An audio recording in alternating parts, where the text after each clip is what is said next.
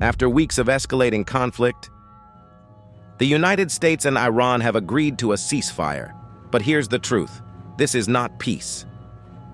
It's a fragile pause on the edge of something much bigger. The agreement is simple, on paper.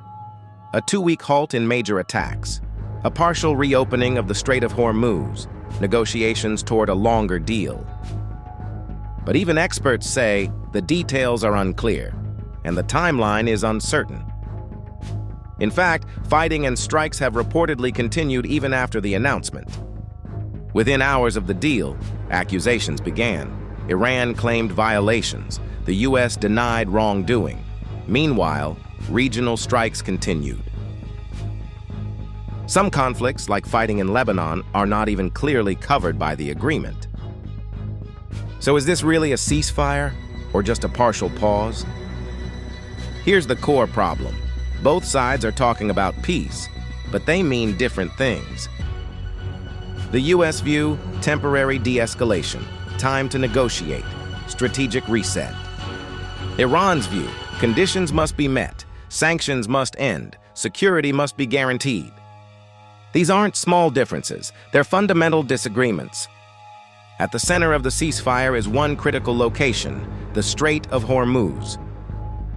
About 20% of the world's oil passes through it. The U.S. says it should be open. Iran says it still controls access. And right now, shipping is only partially flowing. That's not stability, that's leverage.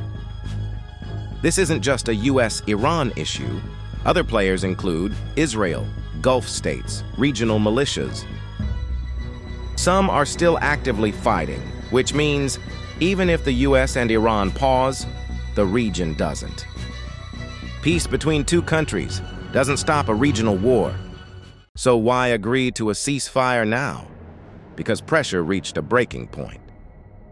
Economic pressure, oil markets destabilized, global prices surged, military pressure, rising casualties, risk of wider war.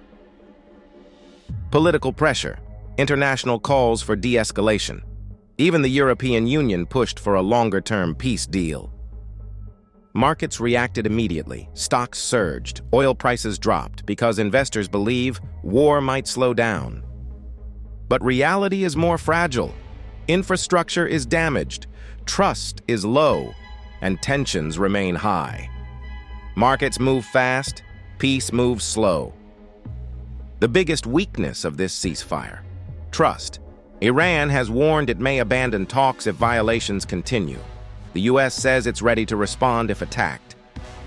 Both sides are prepared for peace or conflict. That's what makes this dangerous. 3 things could collapse the ceasefire. 1. A single strike. Even one attack could trigger retaliation. 2. Proxy conflicts. Groups not fully controlled by either side. 3. Failed negotiations.